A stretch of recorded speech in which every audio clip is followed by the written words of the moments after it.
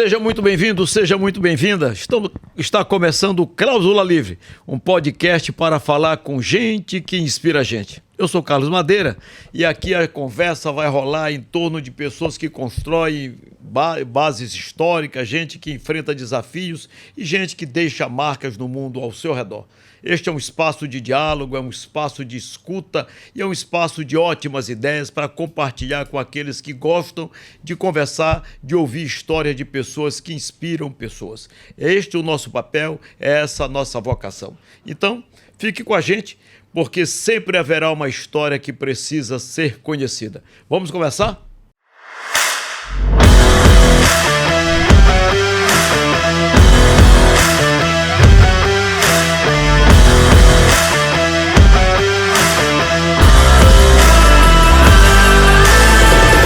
Para enriquecer a nossa conversa, eu estou convidando aqui Marcelo Aragão, empresário, sócio da Quatro Mãos Empreendimentos, né? Quatro Mãos de Entretenimento, com uma história longa na música maranhense, trazendo artistas renomados, fazendo história e business no estado do Maranhão, desde o Marafolia. Aqui estamos com dois convidados muito especiais, dois jovens empresários, dois jovens empreendedores, Pablo Savini de Maranhão Vieira Madeira, advogado, sócio do escritório Madeira Aires Mendes Advogados Associados, diretor comercial do Valparaíso Complexo Turístico Limitada. E aqui também, Vitor Thiago de Maranhão Vieira Madeira, engenheiro civil, diretor de novos negócios do Valparaíso Complexo Turístico e também sócio criador da Estúdio Ornato, a movelaria do Grupo Valparaíso, uma empresa que se estrutura dentro do Valparaíso. E nós vamos conversar falando de coisas bacanas de vocês na infância. O Valparaíso é uma empresa que está muito conectada ao passado, à história de vocês enquanto criança, porque nasceu ali dentro de uma chácara. Que lembranças vocês têm do Valparaíso desde criança? Quando é que vocês compreenderam que o Valparaíso poderia ser um parque aquático dentro de uma chácara, dentro da casa de vocês? Primeiramente, agradecer pelo convite, cumprimentar o Marcelo Aragão, que é um grande ídolo aqui para nós, um cara que é referência no entretenimento, um cara que é referência no empreendedorismo no Maranhão, um cara que a gente é fã antes mesmo de nos conhecer pessoalmente. Cumprimentar também o apresentador aqui do programa, pela ideia, por ser disruptivo nessa criação, que eu acho que é muito importante a gente ouvir gente que inspira a gente.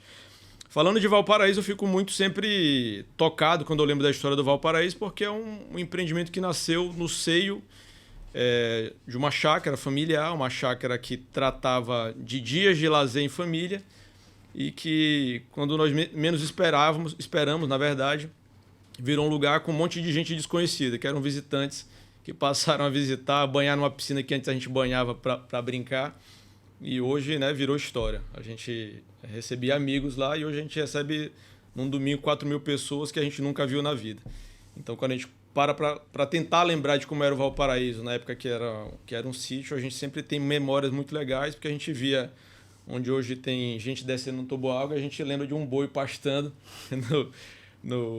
naquela área, enfim, então é sempre muito bacana. Das noites de luau, né, onde a gente fazia luau e etc, na fogueira lá perto da casa que hoje virou uma lanchonete, né, então passa por toda essa transformação, né, mas a gente fica feliz assim por saber que aquele lugar deu tanta alegria pra gente e hoje dá alegria para outras pessoas, né, a gente dormia lá, acordava cedo para tirar leite de vaca, ia lá atrás tinha uma plantação de cana, onde hoje tá ali perto da piscina de ondas, né? Então, ali onde tudo a gente anda ali remete a alguma coisa do passado, né?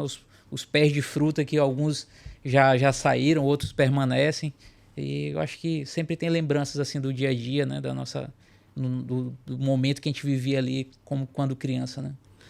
Tiago e Pablo, eu queria, em primeiro lugar, agradecer Dr. Carlos Madeira aqui pelo convite de participar desse momento tão especial e também dizer da minha admiração não só a sua pessoa, mas também a família que faz parte de um processo, o Pablo falou aí, disruptivo. A minha admiração é gigante, não só pela coragem de empreender de vocês, e isso se vê exatamente dentro de um processo de descendência, né?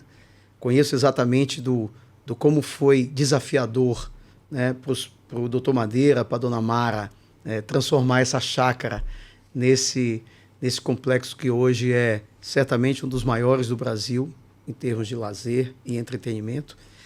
E eu quero perguntar uma coisa para vocês. Como administrar, né? Como ver a evolução ao longo de mais de uma década, né? Essa realidade e entender que isso é algo interminável. Eu sou do ramo do entretenimento, já estou no ramo do entretenimento há 34 anos, eu sei que divertir pessoas é algo muito desafiador e um projeto desse estruturado é um projeto que ele se solidifica cada vez mais e o êxito dele vem justamente porque os seus empreendedores precisam compreender que aquilo nunca vai terminar, que não existe a palavra basta no empreendimento daquele tamanho. Então, eu queria entender o planejamento de vocês, como é que isso se faz. E detalhe, dentro de uma estrutura familiar, que os desafios são muito grandes e como essa união, como essas decisões são tomadas, como esse planejamento estratégico é feito, porque está provado que o empreendimento é um sucesso e que ele vem evoluindo a cada ano, a cada semestre, com novas fórmulas, com evolução, inclusive, de atendimento, de relacionamento com o cliente. Eu sou uma testemunha disso e sou um profundo admirador de como vocês vêm se tornando cada vez mais protagonistas na estrutura de turismo e lazer do nosso país. Não é da nossa região, não é do nosso estado, mas do nosso país. Realmente um ponto de referência muito grande. Queria saber como é que isso se dá dentro de uma estrutura que é empreendedorismo, que é desafiador e que é familiar. Legal. Eu acho que tua pergunta me remete a dois vieses, né? Tem um viés emocional, eu digo emocional porque a gente lida, como tu falaste, com entretenimento, com lazer. E aí eu lembro dos sonhos, né? Tu foi falando, eu fui lembrando de algumas reuniões que a gente faz lá na empresa, que nós andamos juntos, olhando alguns lugares, e a gente fala um pro outro, assim, vamos sonhar, porque senão a gente não consegue ter talvez aquilo na cabeça para realizar, né? Digamos assim. Então, para além do planejamento estratégico, sobre o qual eu falarei já, a gente tem aquilo que é mais empírico mesmo, que é mais de feeling, né? A gente sonha junto, porque a gente entende que aquilo que a gente está planejando vai dar certo, né? Então, é muito assim. Apesar de nós termos uma empresa familiar no Valparaíso, nós temos uma governança que eu diria que é muito bem feita, digamos assim, né? Os fundadores, eles têm um voto que se sobressai em relação a nós dois, eu e meu irmão, mas sempre é tomado sempre por votação mesmo. Uma votação quase que democrática, em que a maioria vence para tomada de decisões.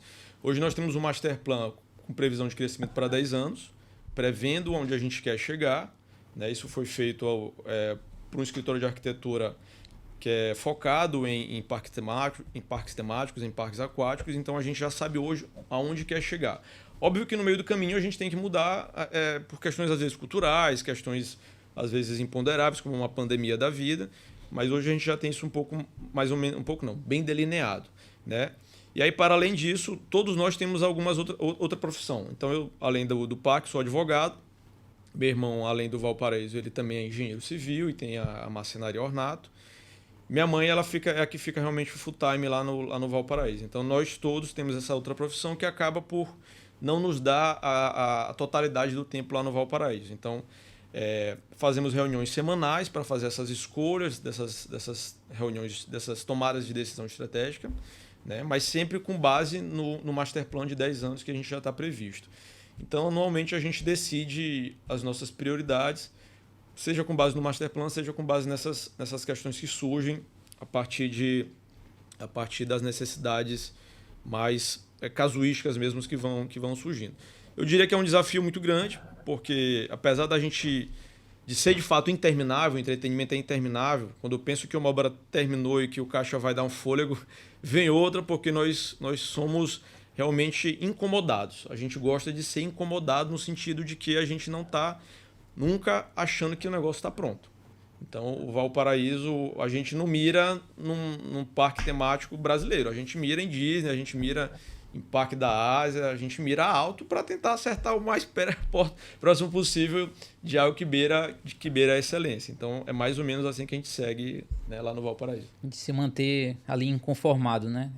Eu acho que é basicamente isso, de se manter inconformado, de buscar sempre tá vendo ali o que a gente pode crescer, algumas tecnologias que os outros parques estão trazendo.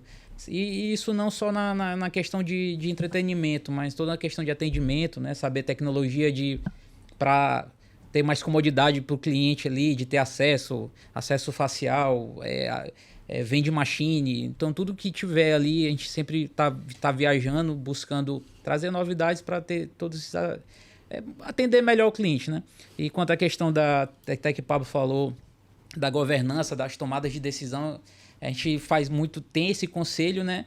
E nós aqui como diretor, cada um tem ali meio que o seu núcleo, né? Que cada um gerencia, né? Meu pai ali, ele cuida muito da parte de gestão de pessoas ali, de endomarketing, ele trata isso muito bem. Meu irmão, ele já está muito na parte ali financeira e comercial, né? E ali eu na parte de novos negócios, então na parte de obra, nosso setor de hotelaria que a gente vai iniciar, então isso parte muito por mim. Então a gente decide tudo junto, mas de certa forma ali cada um tem seu núcleo, que ali a pessoa pode ter alguma tomada de decisão ali independente, sabe? Mas as grandes coisas a gente decide a partir desse conselho. Muito bem, vocês colocaram aí que exercem profissões outras também fora do Valparaíso. Eu perguntaria ao Pablo, advogado e empresário, isso é conciliável? Tiago, a engenharia, como é que a engenharia se misturou com a marcenaria? Eles são conciliáveis ou não são? Como é que essas atividades se desenvolvem ao lado daquilo que é o Valparaíso ou para o bem do Valparaíso? Eu diria que são complementares, né? Apesar de, obviamente, meu tempo ser único, mas eu diria que é complementável. Hoje eu me sinto muito mais completo pelo fato de eu manter um lado empreendedor do que se eu fosse só advogado, porque se eu fosse só advogado, talvez eu tivesse muito na cabeça as leis, a burocracia das normas e tudo mais. E eu, como empreendedor, sei lidar com gente, sei o que uma tomada de decisão de um empresário pode acontecer na prática, para além de uma previsão legal. Então, vários casos em que eu já atuei, eu não opinava para o cliente e para um caso concreto com base apenas numa previsão legal.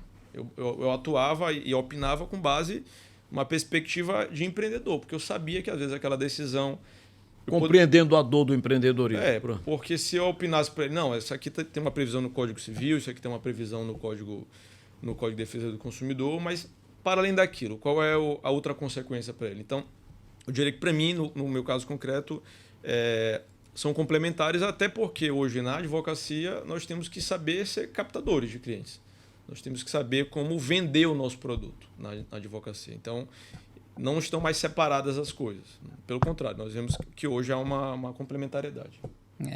Tratando aí já da parte de engenharia, né, junto ao Valparaíso, posso até ser mais ousado aqui e dizer que hoje o Valparaíso não seria o Valparaíso se não fosse pela minha formação por ser engenheiro, né?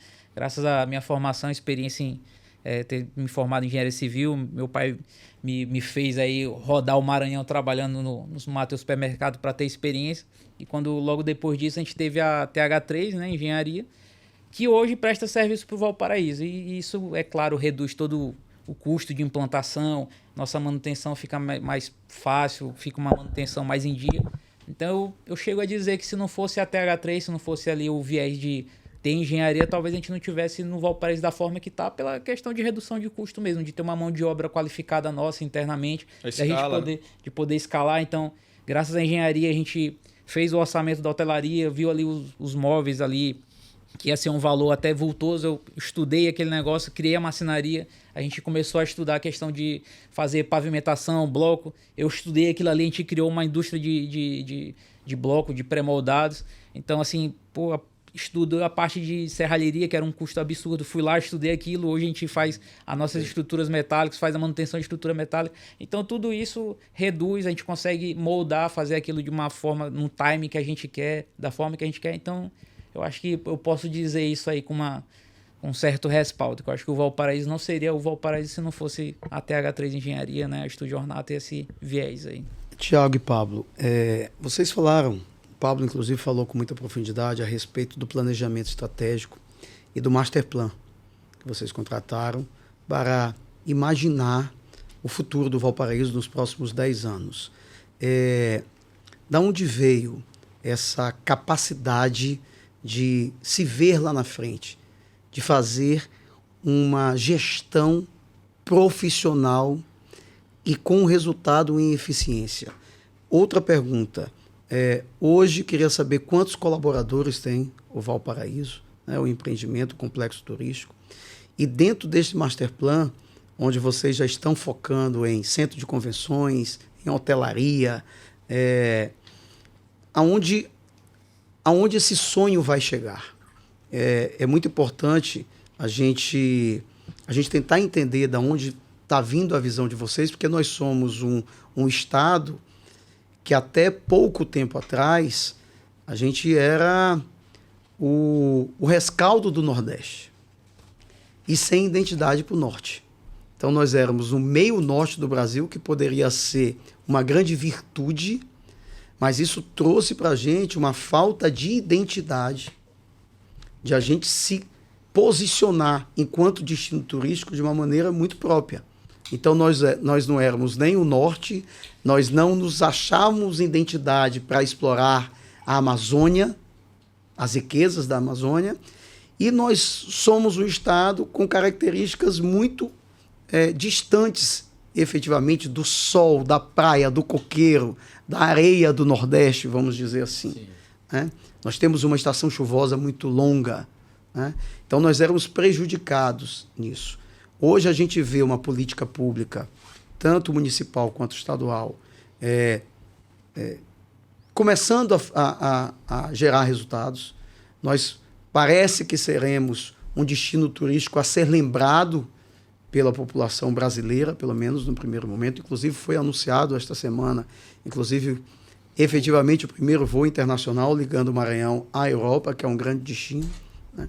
Aí eu queria saber, dentro desse master plan, aonde vai parar o sonho de vocês? Porque é desafiador quando você deixa de ser um parque aquático e de aventura.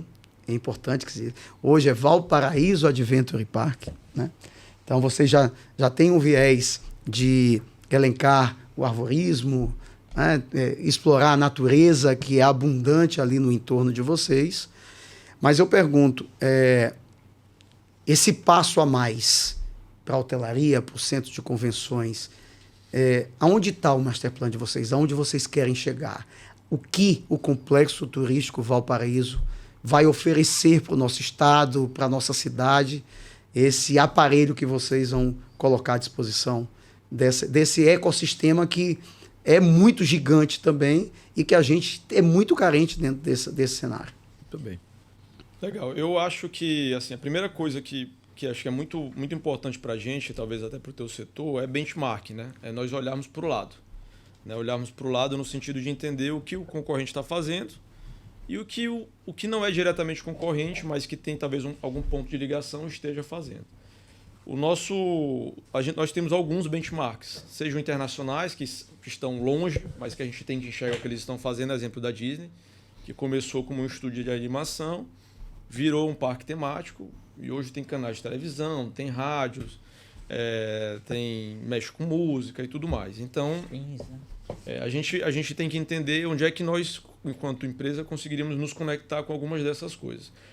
Entrando um pouco mais em âmbito nacional, o nosso benchmark seriam marcas como o Beach Park, o Grupo Aviva, que é dono do Hot Park, o Grupo Tauá, que é dono da rede Tauá de hotéis, que também estão fazendo esse tipo de conexão. Então, hoje, esses grupos, para dar um contexto na minha fala, tem os parques temáticos, tem às vezes redes de restaurante, tem as redes de hotelaria e às vezes redes de hotelaria que se abrem em tipos de hotéis, bangalôs, em algo mais rústico, algo mais luxuoso, fazem venda de fracionados, vendas de imóveis e aí vai, né? Hoje acho que a nossa visão, tá meio que consolidado isso lá no nosso grupo, é se tornar uma empresa que tenha, de fato, dimensão regional ou nacional no turismo. Então, ter a âncora do parque temático aquático, mas ter também pequenos hotéis a princípio, crescendo depois para médios hotéis, que nos dê essa relevância regional, chegando depois em nível nacional, sempre com base no entretenimento e no lazer, né? Buscando essa conexão, primeiro com o parque, que é o que nós fazemos, e depois realmente avançando para a hotelaria e para outros parques, talvez em outros lugares, né? Hoje a nossa visão é isso, é ser uma referência regional e, no segundo momento, nacional em turismo, com foco em entretenimento e lazer. Com base nisso justamente dos benchmarks, né? Essas empresas que nos influenciam no bom sentido, pelo que já realizaram no âmbito desse setor de atuação. É ser isso, né? Um hub ali de negócios voltados para o entretenimento, né?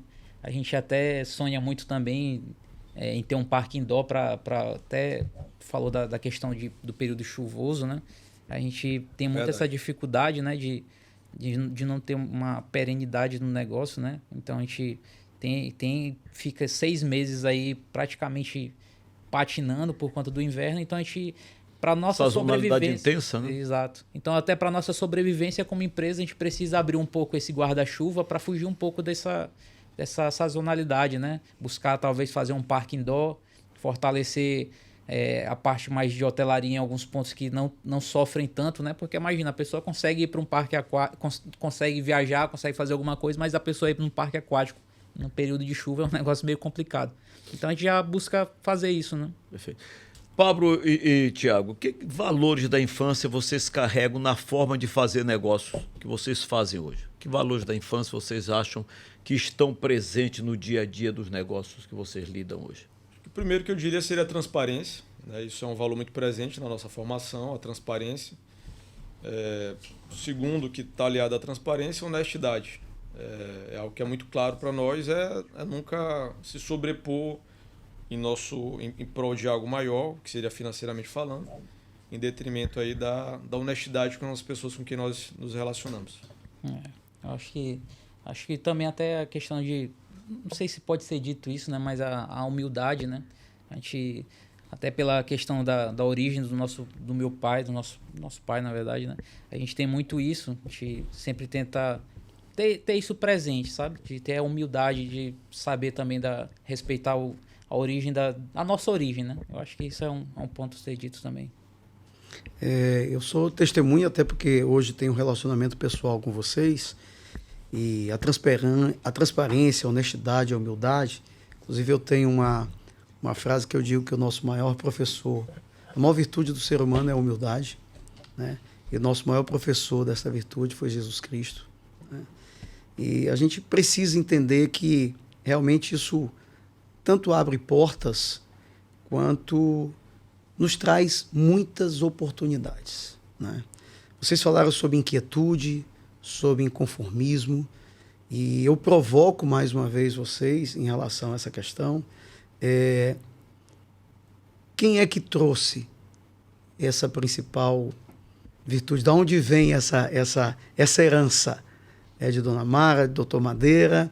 Queria entender exatamente de onde vem essa inconformidade, essa inquietude, porque a gente sabe que essa qualidade ela faz muita diferença num mercado, primeiro, que é competitivo. Entenda que os concorrentes de vocês, Pablo falou em 3 aqui, são gigantes, operadores do turismo e de negócios, são referências no nosso país como um todo. E eu acho muito importante quando vocês miram os grandes, se espelham neles, se inspiram neles, porque aquela história do sonho grande, né? Sonhar grande, sonhar pequeno dá o mesmo trabalho, vamos sonhar o grande, que é o mais importante, que é aquilo que faz com que a gente se mova de uma maneira mais forte, com prudência, mas também com gana, com vontade. Então eu queria saber de onde vem essa herança da inquietude, do inconformismo, e se vocês efetivamente estão dispostos a ter, até quando, essa energia, que a gente sabe de onde vem, né? A gente sabe de onde vem, até onde vem, porque as coisas evoluem com uma celeridade muito grande, os desafios são muito grandes, vocês não me responderam quantos colaboradores vocês têm, e assim, a responsabilidade de que o negócio de vocês conduzam vida de milhares de pessoas, sejam clientes ou sejam colaboradores, é outro também um grande desafio. Então eu queria saber de onde vem esse equilíbrio entre a racionalidade que o inconformismo e a inquietude precisam ter, mas principalmente essa questão de saber conduzir e apertar no acelerador com a mão no volante de uma maneira muito responsável. Rapaz, isso aí é até engraçado. Eu acho que esse equilíbrio aí tá, na verdade, no próprio conselho. Meu pai e minha mãe, eles são muito coração, eles são muito feeling, assim, são muito inquietos. Inclusive, isso é a herança deles, né? A gente começou a participar da empresa já depois de alguns anos. A gente começou desde pequeno na empresa, desde os 13 anos eu trabalho lá como caixa, meu irmão também. Aí depois a gente saiu para prestar vestibular, estudar, faculdade, trabalho. Aí a gente voltou um pouco já com as vidas encaminhadas, já formados. E nesse meio tempo aí, minha mãe e meu pai sempre foram muito o coração da empresa e sempre foram muito inconformados. Então, assim, eu sou um cara que eu sou mais pé no chão, eu acho que até pela profissão, ser mais lógico ali, de bater orçamento. Minha mãe já é inconformada de não, a gente tem que fazer, não, vamos fazer, vai dar certo, não, tem caixa para isso, se não der certo, Deus vai prover. Então, minha mãe e meu pai são muito desse negócio de ser agoniado mesmo e de botar para frente. E eu e Paulo, a gente fica segurando um pouco aqui, que às vezes dá estresse, rapaz. A maturidade, na verdade, vem dos mais novos. Eu acho que, na verdade, eu acho que é o medo de errar. Eu acho que meu pai e minha mãe, eu acho que eles viram que eles são tão abençoados que tem dado tudo certo. Não erramos, né, agora? Nunca errando, não vai ser agora que a gente vai errar. Então eles vão tocando, e eu e Paulo, a gente vai pisando o pé no freio. Calma, cara, Pô, bora ver a taxa de juros. Tem que ver aí a questão da saúde fiscal do Brasil, taxa de juros pode... Não, vai dar certo, bora fazer, já deu certo, bora fazer. Então eu acho que muito desse inconformismo de pisar o pé no acelerador mesmo é graças ao meu pai e minha mãe aí, que eles têm muito esse feeling. Eu e Pablo, a gente já é um pouco mais a voz da razão. Tem vezes que a gente sai de uma reunião, eu ligo pra Pablo depois. Pô, Pablo, bicho, assim não fica difícil, a gente tá batendo conta, tá vendo que a conta tá assim, tá vendo que tal coisa tá assim, pô, não vai dar certo. Aí pronto, aí eles têm o voto de Minerva, né? Os 2 votos deles, se eles votarem juntos, eles sobressaem o nosso e a gente tem que fazer. Eles combinam também em casa? Aí fica complicado. Aí eles se combinam lá, a gente combinando de cá para poder ver se dá o negócio certo. Mas eu acho que é muito disso. Eu e Paulo também, a gente já tem um inconformismo mais ali na parte de atração ali. A gente sempre fica buscando novidades. A gente sabe que a gente, como parque aquático, a gente não pode passar mais de 2, 3 anos sem ofertar uma novidade, nem que não seja um brinquedo novo, mas tem que ser um retrofit, tem que fazer alguma coisa. Questão de reforma, de PDV, etc. A gente faz isso aí anualmente. Todo PDV que a gente faz uma reforma, tem mudança de cardápio, enfim. Minha mãe, ela também é muito agoniada nisso, de ficar fazendo toda essas mudanças, né? Mas eu acho que boa parte desse equilíbrio é justamente por conta desse nosso conselho. Muito bem, vocês falaram que desde criança estão dentro da empresa, olhando essa dinâmica toda. Eu perguntaria, quando foi que vocês perceberam que não eram mais as crianças que viveram a chácara, que viveram o Valparaíso e começaram a compreender que dali para frente ou dali para diante seriam gestores de um grupo econômico que teria um grande potencial de crescimento no Maranhão? Houve essa percepção em algum momento? Primeiro, respondendo a pergunta de Marcelo. A gente tem hoje, Marcelo, em torno de 304 colaboradores lá no Valparaíso diretos, né? E isso varia de período para período. Tem os indiretos, que são prestadores de serviços que fazem, às vezes, vendas de nossos títulos, que são consultores e eles não são necessariamente fixos lá na empresa. Sobre esse momento que nós percebemos, eu diria que foi lá em 2017, quando nós chegamos num ponto de inflexão em que o Valparaíso não era mais uma pequena empresa. Eu tinha, acho que, 2 anos de formado como advogado, já era advogado, digo, e nós percebemos que o Valparaíso estava crescendo. Mas também estava chegando concorrentes aqui na cidade. Então, nós tomamos uma decisão. Ou a gente cresce, ou então a gente pode ser engolido muito rapidamente por alguém que se dispuser a ter essa ideia maluca de fazer um parque aquático aqui em São Luís. Então, em 2017, a gente realmente correu. Eles, na loucura, no coração, fizeram algo que hoje é inimaginável. Para a época era muito surreal, porque eles fizeram uma piscina de ondas aqui.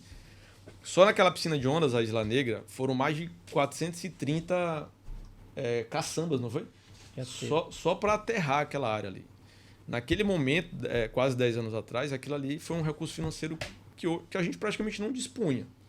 Para construir, na verdade, a gente teve que vender o almoço para comprar a janta, através de um produto chamado Passaporte, na época, que autofinanciou essa operação, mas deu super certo, né? Mais uma vez, Deus abençoando, porque o produto deu super certo. A gente fez essa virada de página com a piscina de ondas, e o Valparaíso é um e outro depois da piscina de ondas, porque a percepção de público mudou muito com uma piscina de ondas, porque, de fato, as pessoas deixaram de ver o Valparaíso como um antigo parque. Toboágua. Piscininha de fibra, coisa do tipo, coisa que já tinha tido aqui, né? Que eu não vou citar os nomes para eventualmente não ofender ninguém, mas já tinha tido aqui. E a gente virou algo que não era mais, que era inédito, na verdade, que nunca tinha sido visto em São Luís. E aí nós percebemos no final de 2018, que foi quando a Isla Negra inaugurou, que a gente tinha que se profissionalizar. E aí nós procuramos pessoas para nos ajudar, seja através de consultoria, seja através de um reposicionamento de marca, que a gente foi entender o que era branding, a gente não entendia. Para mim, marca era simplesmente uma logomarca. Então nós fomos estudar o que era brand, da necessidade de ter um brand, o que é marca, o que é tom de voz, coisa que a gente também não sabia o que era. Público-alvo, né? Público-alvo, stakeholders, enfim. Então a gente saiu, cada um do seu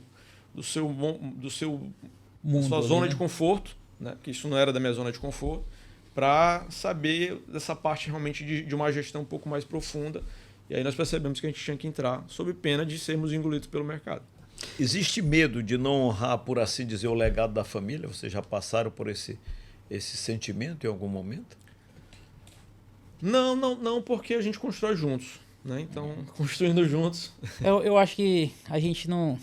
Nesse aspecto, eu acho que não. Eu acho que a gente, na verdade, tem, de certa forma, um orgulho, né? Às vezes, quando a gente passa até em outras coisas, não envolvendo diretamente o Valparaíso, a gente fica parando para pensar, porra, bicho, meu pai e minha mãe fizeram isso aqui na loucura, cara. Como é que... Aí, todo mundo desaconselhando para não fazer, na época, desde do restaurante. Rapaz, Madeira, tu tá gastando dinheiro nisso aí, cara, não faz não sei o quê. E eles foram na cara, na coragem, muito no feeling, e aí que é um negócio muito coração, e deu certo. Então, eu acho que, na verdade, de certa forma, sobe o sarrafo, né? Que a gente tem que fazer a empresa... Tem que manter o mesmo nível que vocês deixaram, né? Ter a mesma coragem. Eu acho que hoje, com o que a gente tem que entregar mais do que vocês entregaram nas condições que vocês tinham, né? Então, assim, de certa forma, sobe o sarrafo, mas eu acho que a gente não tem medo de falhar. Eu acho que a gente tem que... Serve de motivação, não é um motivador para a gente entregar cada vez mais, buscar crescer cada vez mais. Eu sou pai de trigêmeos e eu conheci o Valparaíso quando ele ainda era um pesque pague. Eu morava no Olho d'Água e era uma visita lúdica que eu fazia de maneira não tão permanente, mas pelo menos 2, 3 vezes no ano, 4 vezes no ano. Levava meus filhos ali para ficar ali no Pesque Pague, ainda. Acho que não era mais a chácara, mas já era uma evolução do que hoje é o Valparaíso. Obviamente, pai de trigêmeos em São Luís do Maranhão, eu fui obrigado a ir no Valparaíso muitas vezes, né? E eu testemunhei, mesmo sem conhecer vocês, inicialmente, dentro desse processo que eu era cliente de vocês, eu testemunhei a evolução dessa empresa, desse empreendimento. E é latente essa transformação. Tudo isso que vocês estão falando aqui de profissionalismo, de planejamento estratégico, de retrofit, de evolução, de branding, é algo que se dá orgulho. E a partir do momento quando eu comecei a fazer parte do ciclo de sociedade com vocês e principalmente do ciclo familiar de vocês, nós somos parceiros, eu fui locador de espaços no Valparaíso, fazendo eventos no Valparaíso, né? Assim nós nos conhecemos, né? Eu, nas minhas loucuras, falei, vou fazer show também no Valparaíso. Ninguém nunca tinha feito. Deixa eu ir lá fazer um show também no Valparaíso. Eu tinha ido ao Beach Park. O mercado de Fortaleza já explorava os espaços do Beach Park para fazer também shows. Falei, se lá fazem no Beach Park, aqui eu vou fazer no Beach Park daqui, no Valparaíso. E assim deu certo. Nós fizemos 3, 4, 5 shows. Recentemente fizemos mais um, que foi o Vintage. E aí eu acompanhei toda essa evolução. E eu comecei a ser porta-voz para o meu network pessoal. Vá conhecer, vá testemunhar a evolução. Comece a ter orgulho do que nós temos, né? Fui, inclusive, já várias vezes questionado, tu és sócio do Valparaíso também, né? Eu falei, me sinto sócio do Valparaíso. E convido aqui, aproveitando o momento, a todo mundo que está assistindo o podcast, que vá lá construir essa ponta de orgulho de algo que vocês construíram de uma maneira muito própria, muito peculiar, e que eu acho que realmente é algo, como o Thiago falou aí, fora da curva, num sarrafo lá em cima. Tem muita gente ainda que não conhece o Valparaíso, que precisa se permitir conhecer todo aquele aparelho fantástico que nós temos lá de entretenimento, inclusive de vínculo familiar, né? Ali, acho que existem muitos exemplos construídos ali no Valparaíso.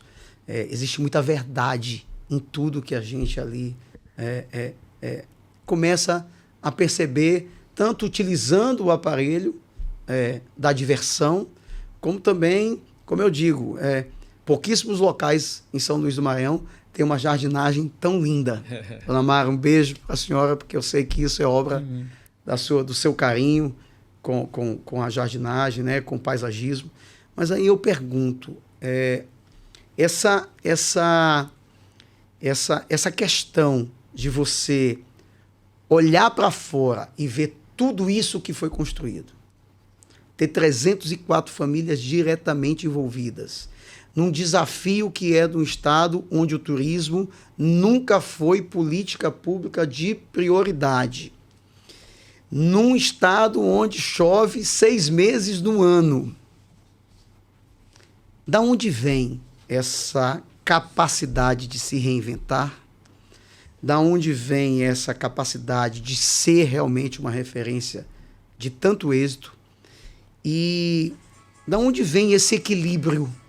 Da onde vem esse equilíbrio para você construir de maneira profissional algo que continua evoluindo com o quesito, com a necessidade de ser cada vez mais inovador, mas ter hoje uma responsabilidade de equilíbrio? Porque a gente fica falando aqui, várias vezes foi dito, não, meus pais tomam as decisões por coração, por impulso, mas hoje isso é algo que precisa ser levantado com muita cautela, porque a queda do grande sempre traz machucados muito mais difíceis de serem curados.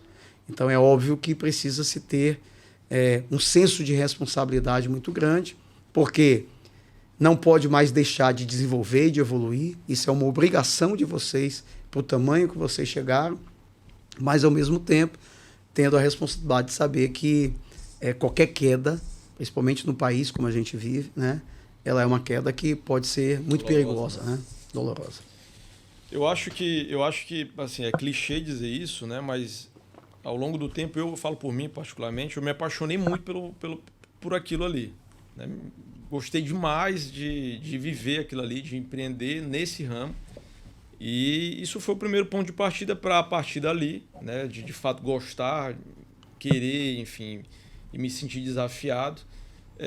Partir para a segunda página desse livro, que é, de fato, mirar o futuro, né? Então, quando a gente pensa em se reinventar, nós pensamos em masterplan para 10 anos, em hotelaria para 20 anos, em comprar imóveis na redondeza, porque a gente pensa em realmente ocupar aquela região com o nosso complexo.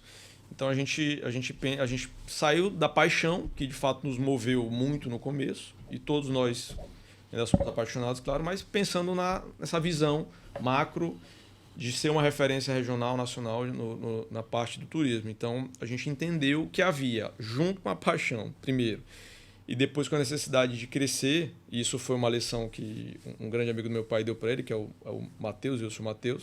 É um bom professor. É um professor, né, que mundialmente talvez já consiga virar referência, né? Ele falava para meu pai, Madeira, se eu não continuar crescendo, eu caio, é tipo bicicleta, né? Então, não à toa... Ou cresce ou quebra. Não à toa, o cara faz aí 34 bilhões por ano. Então, assim, guardadas as devidas proporções, a gente entendeu que a gente tinha que continuar crescendo sob pena de a gente deixar o sarrafo baixo para quem quisesse vir concorrer com a gente. Então, hoje a gente não estou dizendo que não vão ter concorrentes, muito pelo contrário, acho que é possível e seria até saudável para ter, porque acho que o consumidor ele tem que ter outros parâmetros de prestador de serviço até para comparar, né? Isso no ramo do entretenimento sabe bem. Você fazendo show sozinho, você não consegue ter alguém que seja comparável com você, e aí o cliente ele não consegue saber qual é melhor, né? Então, puxando aqui a brasa para tua sardinha, a quatro mãos é melhor, né? Então, a partir disso, a gente realmente entendeu da necessidade de crescer e elevar o sarrafo, sob pena de vir, e a gente ainda pequeno, alguém montar um parque aquático aqui e acabar com a gente de uma vez. É até a questão de, quando a gente discutindo lá para 2017, né, 2018, saiu aí que a gente provavelmente viria até um parque para se instalar, um grande resort lá acho que foi em Panacoatira. Foi um dos motivadores, né? Porque eu acho que talvez nesse momento cada um estava ali cuidando um pouco da sua vida. Eu estava viajando aí pelo Maranhão aí, tocando obra, aprendendo. Meu irmão estava focado no outro escritório dele de advocacia.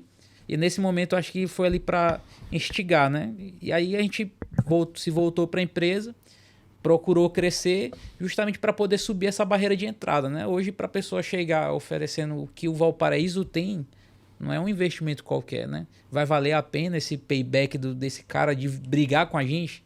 Talvez não possa mais valer a pena. Então, a gente fez isso justamente para poder dificultar um pouco a entrada de qualquer outra pessoa. E, assim, não só para dificultar a entrada, mas também para poder oferecer uma coisa melhor, né? Tu falou um negócio que é engraçado, que é em questão da paixão dos meus pais, de um gigante quebrar, né? A gente tem uma coisa lá que, quando a gente quer arriscar uma coisa que a gente não sabe, que foi até uma aula também do Matheus, né? Que a gente quer arriscar numa coisa, a gente não sabe se a gente vai dar certo, a gente faz a conta. Vai quebrar a gente? Não vai? Então vamos fazer. A gente vai arriscar. Não vai quebrar, a gente vai fazer. Mas aí a gente teve umas mudanças também, né? Por conta do... Meu pai fazia muitas coisas na paixão. O Pablo até falou que por conta de um erro de projeto, na época quase não se tinha projeto, era fazer o croquis ali na mão. E chegava e ia fazendo, minha mãe chegava, eu quero um canteiro ali. Não tinha levantamento topográfico, não tinha levantamento para saber a questão do solo, se contratava um engenheiro bom, que era o Massami, até falecido, né? E ele olhava as coisas, mas não tinha essa riqueza de detalhes de um projeto executivo, que depois a gente começou a ter esse cuidado. Então, por conta de um erro de topografia, a gente gastou aí coisa de 200, 300 mil a mais de aterro numa piscina que a gente já não tinha dinheiro para fazer. Então, imagina, a gente já não tem dinheiro para fazer uma piscina com bomba alemã, com não sei o que, todo um sistema de pneumático para poder fazer as ondas personalizadas, não sei o que. E por conta de um erro de projeto, a gente teve um prejuízo de 300 mil. Aí, graças a Deus aí, minha mãe e meu pai, eu acho que eles têm muito essa confiança divina, porque Deus foi lá e proveu. Não, ó, vocês erraram, mas toma aqui, né? Aí deu certo. Não erra de novo. Mas não erra de novo. Então, depois disso, quando a gente voltou para a empresa, a gente já começou a ter um pouco mais de cuidado com isso. Então, a gente faz projeto executivo, faz orçamento, faz sondagem de solo, faz cubagem de material para poder ter uma margem de segurança. Então, a gente não tem mais não faz tanto no coração, assim. E essas coisas, eu acho que a gente passou uns 3 episódios lá no Valparaíso, tanto na piscina de ondas quanto na aquarena. Aí meus pais, eles têm essa confiança aí divina, eu acho que de fato eles são abençoados. Só que aí eu fico com receio, rapaz. Na minha vez... Até onde vai esse crédito, vai, né? Que na minha vez não dá certo. Não dá certo. Muito bem, este episódio do Cláusula Livre tem um patrocínio do Valparaíso Adventure Park, referência em lazer no Maranhão e no Brasil. Tem um patrocínio também da Estúdio Ornato, que faz os melhores móveis do Maranhão. Tem uma estrutura de marcenaria que tem alma, tem um design e uma identidade muito própria. Parabéns aí à Estúdio Ornato, parabéns ao Valparaíso Adventure Park, nossos patrocinadores. Se você quer ser também um patrocinador do nosso podcast Cláusula Livre, entre em contato com a nossa secretaria. Pablo e Thiago, uma pergunta que eu gostaria de fazer para vocês. Vocês falaram tanto da vida de vocês na infância, tocando a empresa. E os filhos de vocês? Hoje vocês são pais. Vocês fariam com que os filhos de vocês seguissem o negócio, tocassem o negócio? Ou acham que cada geração tem que escolher o seu próprio destino? Eu acho que cada geração tem que escolher o seu próprio destino, né? É difícil você direcionar quase que à força os seus filhos para algo que seja mais sob o seu ponto de vista adequado. Óbvio que, eu falo por mim, pelo menos, eu fui muito bem direcionado. Acabei fazendo direito pelo meu pai, claro, mas não me senti pressionado. Pelo contrário, me senti abençoado, porque muitas portas foram abertas para mim e eu consegui, a partir do que meu pai me sugeriu na época fazer, ser muito feliz, enfim, ainda sou muito feliz com a profissão que eu exerço. Mas eu não consigo pensar muito nisso pela dinamicidade hoje das profissões. Então, minha filha tem 4 anos hoje. A velocidade que a inteligência artificial está avançando e que a gente já ouviu falar até de robôs que já estão chegando, né? O Elon Musk essa semana anunciou que esse ano ele vai lançar um produto de robô. Então, daqui a 14 anos, eu não sei como é que vai estar o mundo. Né? Então, é difícil eu entender. Se eu puder dizer a ela, vou falar para ela empreender. Para ela empreender na profissão que ela escolher. No direito, na medicina, na engenharia, enfim. Vou falar para ela empreender. Eu acho que se ela empreender na profissão que ela escolher, ela vai ser vai ser feliz. Assim, quanto aos meus filhos, né? Eu acho engraçado, porque meu pai, na verdade, ele é o maior incentivador, né? Ele chega e fala pros netos dele que quem é dono do Valparaíso são eles, que a gente trabalha para eles. Então, quando eu tô saindo de casa, Levi chega e fala assim: papai, você tá indo para onde? Não, eu tô indo trabalhar. Vai trabalhar no Valparaíso? Ah, não, tá bom, pode ir. Fala para todo mundo que eu trabalho para ele, então eu acho que isso serve para despertar o interesse ali, a vocação de estar no Valparaíso. Ele já, desde pequeno, eles já têm aquela noção de pertencimento, de que é deles. Então, eu acho que isso é uma semente muito bem plantada aí para que no futuro eles façam alguma coisa relacionada ao Valparaíso, seja... E assim, o Valparaíso hoje é uma empresa gigante, vai crescer cada vez mais, se Deus quiser. Então, eu acredito que, independente do segmento que eles possam vir a escolher, eu acho que eles conseguem estar ali dentro do guarda-chuva do Valparaíso. Se eles forem para a área de programação, a gente tem um nicho gigante ali que a gente pode automatizar alguns processos, que a gente pode fazer um próprio sistema de gestão interna de pessoas ali, dos associados e por aí vai. Se eles quiserem mexer com culinária, pronto, a culinária do Valparaíso é uma das melhores. Se o cara quer mexer com, sei lá, gestão, advocacia, eu acho que o Valparaíso cabe tudo, né? Eu acho que essa sementinha deles terem esse pertencimento, de que a empresa é deles, que na verdade a gente trabalha para eles, protegendo ali, guardando, fazendo crescer para quando eles tiverem maior de idade eles assumirem aquilo, eu acho que é uma semente muito bem plantada. Vocês falaram algumas palavras aqui que eu anotei e que são muito importantes e que para mim é bem reflexivas, né? Amor e paixão naquilo que faz. Eu acho que o Valparaíso é resultado. Realmente é impressionante como a gente vê nos olhos de cada um de vocês o brilho e o orgulho de estar fazendo parte, né, de algo que é realmente sem precedentes no nosso estado, essa que é a verdade, né, e que vem construindo um legado, não sei se vocês têm ideia disso, vem construindo um legado em uma região inóspita. Eu estou falando sem nenhum tipo de desmerecimento, mas quando você imaginaria que naquela... como é o nome daquela estrada? Estrada da Pindoba, no município de Passo do Lumiar, seria edificado um complexo turístico da dimensão do Valparaíso. Provável. Né? É totalmente improvável. Totalmente improvável. Então, se vocês têm ideia da dimensão deste legado que está sendo ali construído. E a outra pergunta que eu faço, Thiago falou uma coisa que me chamou muita atenção. Em algum momento, lá para 2014, 2015, todo mundo estava cuidando da sua vida. Então, o Thiago estava no interior do estado, tocando, aprendendo, já formado, obras, né, para poder desenvolver hoje o que ele empresta ao Valparaíso dentro da sua consciência. Pablo já formado, 2015 ali, também construindo a sua carreira jurídica em outro escritório, né? Batalhante, sabe como é que é o começo, a luta de um começo de um advogado, assim como do começo de engenheiro. Doutor Madeira ainda era juiz federal, né? Exercendo o cargo de juiz federal. Dona Mara, querendo ou não, aos trancos e barrancos, com certeza sendo a única ali, entendeu? Batendo escanteio, subindo para cabecear. E aí, num desafio externo de ameaça de concorrência, os 4 se unem para dizer assim, bora tomar conta do que é nosso. E aí a minha pergunta vem do seguinte, nunca teve briga nessa gestão? Nunca teve desavença? Nunca teve conflito de ideias? Porque eu vou dar um testemunho aqui da minha vida. Meu pai sempre foi muito empreendedor, inclusive um empreendedor de sucesso, hoje tem 84 anos, já está com Alzheimer, mas eu assisti momentos na minha adolescência que eu ficava me perguntando por que minha mãe foi trabalhar com meu pai. Porque eu assisti muitos conflitos de casal. Muitos conflitos de casal entre o entendimento do que o que meu pai planejava para os negócios dele e o freio que minha mãe achava necessário fazer, porque ele era muito acelerado e ele não conseguia encontrar um equilíbrio entre a possibilidade do sonho, da aceleração, do crescimento, em detrimento de uma responsabilidade financeira do que aquilo poderia trazer.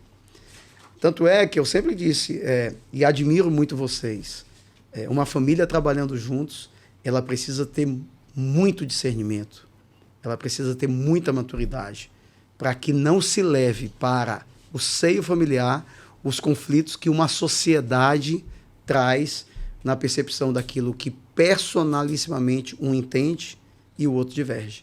Eu queria saber exatamente sobre o legado, sobre o amor e paixão, e principalmente se dentro dessa sociedade, desses 4 aí, nunca teve conflito, entendeu? Ninguém nunca subiu no ringue aí para poder impor as suas ideias. Briga de sair na mão, não, mas já teve perto, né? A gente já teve. A gente tem a discussão que é saudável, né? Eu acho que é até um negócio que. Eu acho que é até bom ter essa discussão, porque se tu tiver 4 sócios que pensam exatamente igual, não faz sentido, né? Eu acho que ter essa perspectiva diferente de cada um é justamente o que talvez tenha feito a gente chegar onde a gente chegou.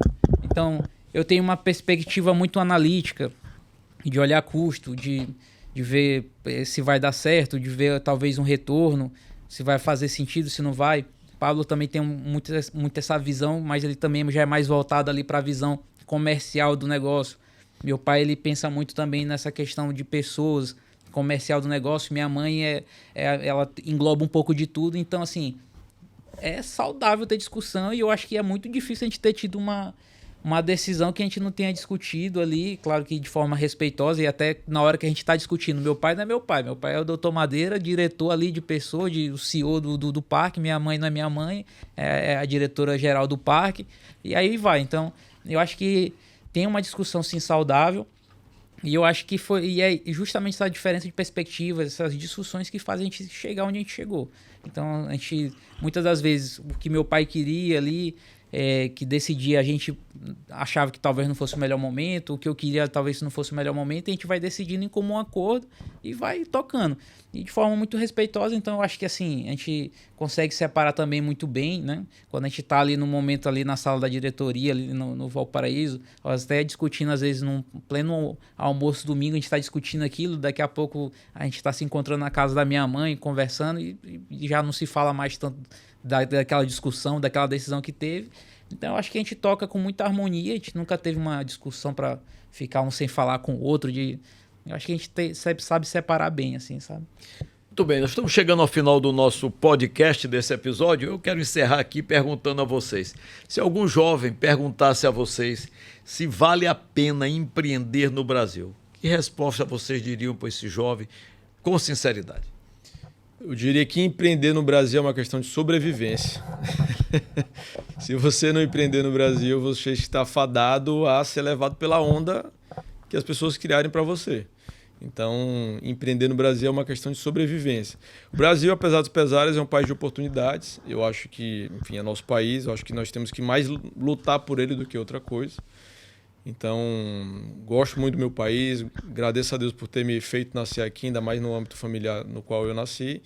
E diria que é isso. Empreenda no seu setor, que seja, mas empreenda, né? Desenvolva suas habilidades, converse com pessoas, conheça pessoas e, a partir disso, de fato, siga o caminho. Eu sou um pouco cético, assim, sabe? Do empreendedorismo. Eu acho que o empreendedorismo é para todo mundo, mas nem todo mundo é para o empreendedorismo. Empreender é saber que não vai ter final de semana, é saber que a pessoa tem que dormir com barulho na cabeça, problema, é saber que tu tem que estar resolvendo um problema para aparecer outro amanhã. Então eu acho que assim, para ter empreendedorismo, para ter um jovem empreendedor, ele precisa ser calejado. Eu acho que até para a pessoa não se traumatizar com o empreendedorismo de fato, de empreender, a pessoa precisa ali, talvez na área de que ela vai empreender, na área que ela vai tocar o negócio ali, ser calejada, buscar uma experiência, seja numa empresa privada, seja no âmbito público, que seja, e de fato errar com o dinheiro dos outros. Eu acho que torna a jornada mais fácil. Eu tive uma experiência complicada assim até na TH3 no começo, recém-formado, apesar de ter muito bem capacitado tecnicamente falando, de ter uma bagagem técnica, ter estagiado muito tempo, de ter conhecimento técnico, mas na hora de empreender a gente vê que é completamente diferente. A gente tem vários desafios, a gente sabe que como empreendedorismo não é só bagagem técnica, é toda uma questão de relacionamento de pessoas. A pessoa vira um psicólogo, vira contador, então assim, se vira a pessoa mágico, né? Vira mágico, então malabarismo. Eu acho que empreendedorismo é para todo mundo, mas nem todo mundo é para empreendedorismo e não tem problema. Mas eu acho que se a pessoa que tiver interesse de ir para o empreendedorismo, de empreender, ela tem que calejar, buscar ter experiência antes e se preparar, porque é bom, faz a pessoa crescer, mas a pessoa tem que saber que não é um mundo de rosas, né? Aprende com sofrimento. Aprende com sofrimento. Muito bem, chegamos ao final deste nosso primeiro episódio do Cláusula Livre, um episódio especial, um episódio piloto, por assim dizer, para nós fazermos experiência para novos episódios. Eu quero agradecer aqui aos nossos convidados, Pablo Savini de Maranhão Vera Madeira, advogado, empresário, diretor comercial do Valparaíso Complexo Turístico. Quero agradecer ao Vitor Thiago, engenheiro civil, diretor de novos negócios do Valparaíso, criador da Estúdio Ornato. Agradecer especialmente ao meu amigo Marcelo Aragão, que aqui esteve nessa conversa franca, nessa conversa muito produtiva, que certamente vai inspirar muito a gente. Isso é muito importante, conversar com gente que inspira a gente. Eu quero fazer um encaminhamento a você que nos assistiu, que nos acompanhou nesse episódio, que siga o Cláusula Livre no YouTube, no Instagram, no Spotify e compartilhe esses episódios com seus amigos, com as pessoas com as quais você conhece, fazendo com que nós tenhamos a divulgação de boas conversas por esse país. Vamos aqui procurar novos nomes, indique nomes que você acha que pode ser trazido para esse nosso podcast, gente que possa inspirar a gente, que possa motivar a gente. Eu sou Carlos Madeira e este foi o Cláusula Livre, um podcast com gente que inspira a gente. Até o próximo episódio. Obrigado.